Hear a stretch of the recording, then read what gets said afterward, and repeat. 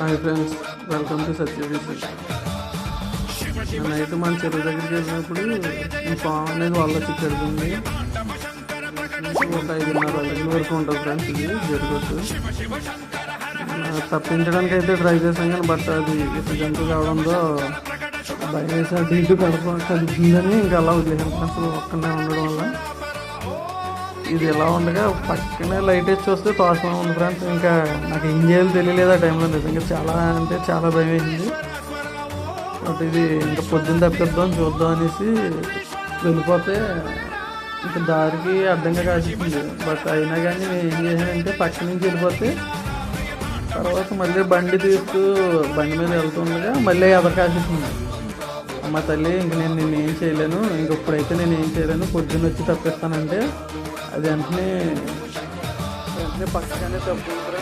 నిజంగా శివరాత్రి అనేది శివన్న పుట్టదంటారు. దాని మీద నిజమేమో. లాస్ట్ టైం కూడా శివరాత్రికి ముందు సేమ్ ఇదే విధంగా నేను ఒక పామును బతికించాను.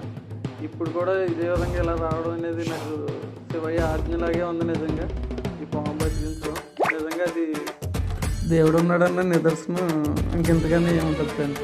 వీడియో నచ్చితే లైక్ చేసి ఫాలో చేయండి, సబ్స్క్రైబ్ చేయండి.